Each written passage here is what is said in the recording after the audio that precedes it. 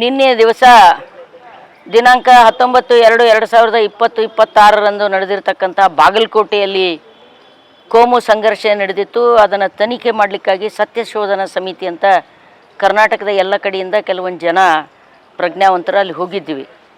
ಬೆಂಗಳೂರಿನಿಂದ ಜನಶಕ್ತಿ ಪತ್ರಿಕೆ ವರದಿಗಾರರಾದಂಥ ರಾಮಕೃಷ್ಣ ಅವರು, ಧಾರವಾಡದಿಂದ ಮೇ ಸಾಹಿತ್ಯ ಬಳಗದ ವತಿಯಿಂದ ಬಸವರಾಜ್ ಸುಳಿಭಾವಿಯವರು, ಮುತ್ತು ಬಿಳಿಯಲೆಯವರು ಲಡಾಯಿ ಪ್ರಕಾಶನದಿಂದ ಬಂದಿದ್ದರು.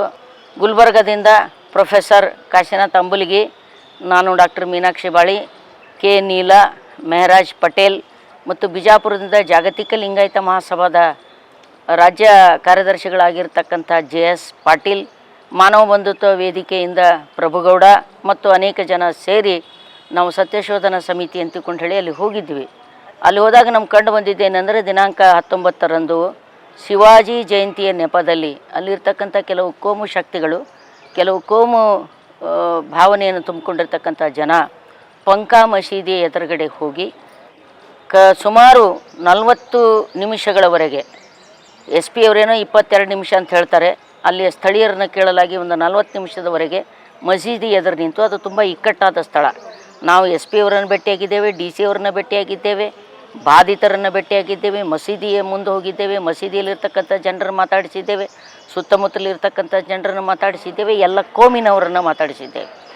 ಅಲ್ಲಿ ಇಕ್ಕಟ್ಟಾದ ಸ್ಥಳ ಅದು. ಆ ಇಕ್ಕಟ್ಟಾದ ಸ್ಥಳದಲ್ಲಿ ಒಂದು ರಾತ್ರಿ 9 ಸುಮಾರು 9ರಿಂದ 10 ಒಳಗಡೆ ಒಂದು 40 ನಿಮಿಷದವರೆಗೆ ಕುಣಿಯೋದು, ಚೀರೋದು, ಮಂದಿರ ಬನಾಯಿಂಗೆ ಹಾಡಾಡೋದು, ಕೆಟ್ಟ ಸನ್ನೆಗಳನ್ನು ಮಾಡಿ ಅಲ್ಲಿರ್ತಕ್ಕಂಥ ಜನರನ್ನು ಉದ್ರೇಕಕಾರಿಗೊಳಿಸಿರ್ತಕ್ಕಂಥ ಕೆಲಸ ಮಾಡಿದ್ದಾರೆ. ಇಷ್ಟೆಲ್ಲ ನಡೆಯುತ್ತಿರುವಾಗ ಅಲ್ಲಿ SP ಅವರಿದ್ದರು, ಪೊಲೀಸ್ ಸಿಬ್ಬಂದಿ ಇತ್ತು. ಅವ್ರು ನಾವು ನಿಯಂತ್ರಿಸಿದ್ದೇವೆ ಅಂತ ಹೇಳ್ತಾರೆ. ಅದು ಹೇಗೆ ನಿಯಂತ್ರಿಸಿದ್ದಾರೋ ಗೊತ್ತಾಗ್ತಾ ಇಲ್ಲ. ಎಲ್ಲ CC ಕ್ಯಾಮ್ರಾದ ಫುಟೇಜ್ಗಳನ್ನು ನಾವು ನೋಡಿ ಬಂದಿದ್ದೇವೆ. ಮಸೀದಿ ಒಳಗಿನಿಂದ ಒಂದು ಕಲ್ಲು ಬತ್ತು ಅಥವಾ ಒಂದು ಚಪ್ಪಲಿ ಬಂತು ಅಂತ ಹೇಳ್ತಾರೆ. ಮತ್ತು ಈಗಾಗಲೇ ಕಲ್ಲು ಎಸೆದಂಥ ಮತ್ತು ಚಪ್ಪಲಿ ಎಸೆದಿರುವಂಥ ವ್ಯಕ್ತಿ ಯಾರು ಅಂತ ಗುರುತಿಸಿದರೆ ಅವ್ರನ್ನ ಬಂಧಿಸಲಾಗಿದೆ. ಇಷ್ಟೆಲ್ಲ ಆದ ನಂತರ ಇಲ್ಲಿ ಇರುತ್ತಿರುವಾಗಲೇ ಸ್ವಲ್ಪ ಮುಂದೆ ಹೋಗ್ತದೆ ಮೆರವಣಿಗೆ. ಅಲ್ಲಿ ಒಂದು ಕಾಯಿಪಲ್ಯ ಮಾರ್ಕೆಟ್ ಇದೆ. ಅಲ್ಲಿ ಕಾಯಿಪಲ್ಯ ಹೊತ್ತುವಂಥ ಬಂಡಿಗಳಿವೆ.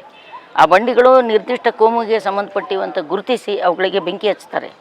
ಮರುದಿನ ಮುಂಜಾನೆ ಮತ್ತೆ ಅಂಗಡಿ ಮುಗ್ಗಟ್ಟುಗಳನ್ನ ಮುಚ್ಚಿಸಲಿಕ್ಕೆ 20-25 ಹುಡುಗರು ಕಲ್ಲು ಎಸೆತವನ್ನು ಮಾಡ್ತಾರೆ. ಆವಾಗ ನಾವು ತಕ್ಷಣವೇ ಬಂಧಿಸಿದ್ದೇವೆ ಅಂತ SP ಅವರು ಹೇಳ್ತಾರೆ.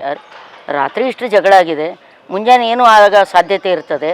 ಅಲ್ಲಿ ಪೊಲೀಸ್ ಡಿಪಾರ್ಟ್ಮೆಂಟ್, ಜಿಲ್ಲಾಡಳಿತ ಘಟನೆ ಆದ ನಂತರ ನಿಯಂತ್ರಣ ಮಾಡಿದ ಹೊರತು ಘಟನೆ ನಡೆಯದಂತೆ ನೋಡಿಕೊಳ್ಳಲಿಕ್ಕೆ ಅವರಿಗೆ ಸಾಧ್ಯ ಆಗಿಲ್ಲ. ಹೀಗಾಗಿ ಅಲ್ಲಿ ಕೋಮು ವಿದ್ವೇಷಕಾರಿಯಾದಂಥ ಕೃತ್ಯಗಳು ನಡೀತಾ ಇವೆ. ವಯಸ್ಸಾದಂಥ ಒಬ್ಬ ಹಿರಿಯರು, ಒಂದು 60-70 ವರ್ಷದ ವಯೋವೃದ್ಧರವರು, ಅವರಿಗೊಬ್ಬ 18-20 ವರ್ಷದ ಹುಡುಗ ಅವಾಚ್ಯ ಶಬ್ದಗಳಿಂದ ಬೈತಾನೆ. ಅವನು ಹೊಲ್ಸು ಬೈತಾನೆ. ಹೋಗಿ ಆ ವಯೋವೃದ್ಧರು ನೋಡ್ರಿ ನನಗೆ ಇವ ಹಿಂಗೆ ಬೈತಾರೆ ಅಂತ ಹೇಳಿದ್ರು ಕೂಡ ಯಾರು ಕಿವ್ಯಾಗ ಹಾಕ್ಕೊಳ್ಳಲ್ಲ. ಇಂಥ ಒಂದು ಕೆಟ್ಟ ವಾತಾವರಣ ಮೂಡಿದೆ. ಯಾಕೆ ಇದೆಲ್ಲ ಹೀಗಾಯಿತು ಅಂತ ಕೇಳಿದ್ರೆ ಅದಕ್ಕೆ ಭಾಳ ಸ್ಪಷ್ಟವಾಗಿದೆ ಉತ್ತರ. ಅಲ್ಲಿಯ MLA, ಸಿಟ್ಟಿಂಗ್ MLA ಅವರು ತೀರ್ಕೊಂಡಿದ್ದಾರೆ. ಅಲ್ಲಿ ಬೈ ಎಲೆಕ್ಷನ್ ಇದೆ.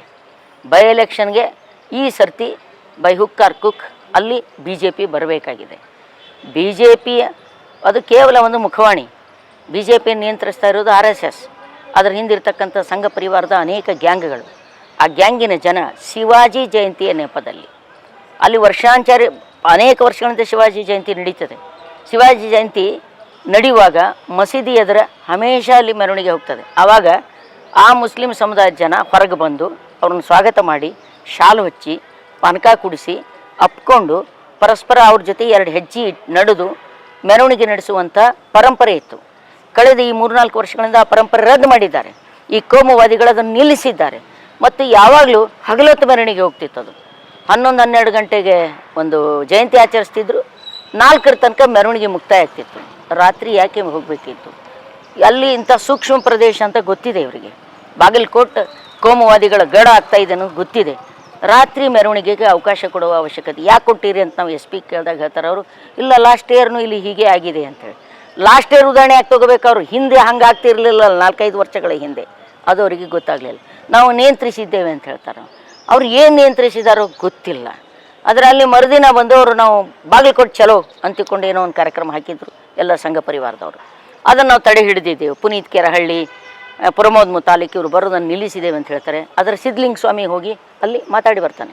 ಸಿದ್ಧಲಿಂಗ ಸ್ವಾಮಿ ಎಷ್ಟು ಪ್ರಚೋದನಕಾರಿಯಾದ ಮಾತುಗಳನ್ನ ಆಡ್ತಾನೆ ಅಂದರೆ, ನೀವು ಮೆರವಣಿಗೆ ಮಾಡುವಾಗ ಹಾಗೆ ಹೋಗಬಾರ್ದು, ಒಂದು ಟ್ರ್ಯಾಕ್ಟ್ರ್ ತುಂಬ ಕಲ್ಲು ತೊಗೊಂಡು ಹೋಗಬೇಕು. ಇಂಥ ಮಾತುಗಳನ್ನ ಆಡಿದ್ದಾವೆ ಅಂತ ನಾವು ಜಿಲ್ಲಾ ಆಡಳಿತ SP ಅವ್ರಿಗೆ ಕೇಳಿದಾಗೆ, ಇದು ಕಾನೂನು ರೀತಿಯಿಂದ ಬಂಧಿಸಬೇಕಾದಂಥ ಮಾತು ಹೌದೇ ಅಲ್ಲ ಅನ್ನೋದನ್ನು ನಾವು ಲೀಗಲ್ ಎಕ್ಸ್ಪರ್ಟಿಗೆ ಕೇಳ್ತೇವೆ ಅಂತ ಹೇಳ್ತಾರೆ. ಒಬ್ಬ SP ಆಗಿ ಯಾವುದು ಲೀಗಲ್ ಶಬ್ದ ಇಲ್ಲೀಗಲ್ ಶಬ್ದ ಅನ್ನೋದಕ್ಕೆ ದೊಡ್ಡ ಕಾನೂನು ತಜ್ಞರ ಒಪಿನಿಯನ್ ಬೇಕಾ ಇವರಿಗೆ? ಎಲ್ಲವೂ ಕೂಡ ಕಾನೂನಾತ್ಮಕವಾಗಿ ಮಾತನಾಡುವಂಥ ಅಸಹಾಯಕತೆಯನ್ನು SP ತೋರಿಸಿದ್ದು ನಿಜವಾಗಿ ಕೂಡ ಆಶ್ಚರ್ಯ ಅನ್ನಿಸ್ತಿತ್ತು. ಅಲ್ಲಿಯ ಜಿಲ್ಲಾಧಿಕಾರಿಗಳನ್ನೂ ಕೂಡ ಹಾಗೇ ನಾವು ಕರೆದಿದ್ದೇವೆ, ಶಾಂತಿ ಸಭೆ ಮಾಡಿದ್ದೇವೆ. ಆ ಕೋಮಿನವ್ರಿಗೆ ಒಂದು ಸತಿ ಕರೆದು ಮಾತು ಹೇಳಿ ಕಳ್ಸಾರೆ, ಈ ಕೋಮಿನವ್ರಿಗೆ ಒಂದು ಸತಿ ಕರೆದು ಮಾತು ಹೇಳಿ ಕಳ್ಸಾರೆ. ಎರಡೂ ಕೋಮುಗಳನ್ನ ಪರಸ್ಪರ ಎದುರಿಗೆ ಕೂಡಿಸಿ, ಇಲ್ಲ ಅವ್ರು ಒಪ್ಪೋದಿಲ್ಲ ಅವ್ರು ಒಪ್ಪೋದಿಲ್ಲ ಅಂತೇಳಿ ನಿಮ್ಗೆ DC ಅಂತ ಮಾಡಿರ್ತಾರಲ್ಲ, ನೀವು ಅವ್ರನ್ನ ಹೇಳಿ ಅವ್ರಿಗೆ ಸಮಾಧಾನ ತಿಳಿಸಿ ಅರ್ಥ ಮಾಡಿಸಿ, ಈ ನೆಲದ ಕಾನೂನು ದೇಶದ ಕಾನೂನನ್ನು ಅರ್ಥ ಮಾಡಿಸಿ ತಂದು ಎದುರು ಕೂಡಿಸಿ ರಾಜಿ ಮಾಡಿ ಹಸಿ ಖುಷಿ ಮಾಡಿ ಶಾಂತಿ ಕಾಪಾಡಬೇಕು. ಅದೇ ನಿಮ್ಮ ಕೆಲಸ. ಅವ್ರು ಬರುವುದಿಲ್ಲ, ನಾವೇನು ಮಾಡೋಣ ಅಂತ ಕೇಳಿದ್ರೆ ಈ ಅಸಹಾಯಕತೆ ನಡೆಯೋದಿಲ್ಲ. ನಾಳೆ ಎಲೆಕ್ಷನ್ ಸಲುವಾಗಿ ಚರಂತಿ ಮಠ್ ಅವರು ಅದರ ಹಿಂದೆ ಕಳೆದ ಎಲೆಕ್ಷನ್ನಲ್ಲಿ ಅವ್ರು ಸೋತು ಹೋಗಿದ್ದಾರೆ. 1-2 ವರ್ಷ ಸೋತಿದ್ದನ್ನು ತಾಳ್ಕೊಳಕ್ಕೆ ಆಗ್ತಾ ಇಲ್ಲ ಅವರಿಗೆ. ಈಗ ಸಿಟ್ಟಿಂಗ್ MLA ಸತ್ತಿದ್ದು ಅದೊಂದು ದೊಡ್ಡ ಹಬ್ಬ ಸಿಕ್ಕಂಗಾಗಿದೆ ಅವರಿಗೆ. ಹೀಗಾಗಿ ಅಲ್ಲಿಯ ಕಾಮನ್ ಜನರಿಗೆ ಪಾಪ ಅದರ ಅರಿವಿಲ್ಲ, ಅವ್ರು ಯಾರಿಗೂ ಬೇಕಿಲ್ಲ.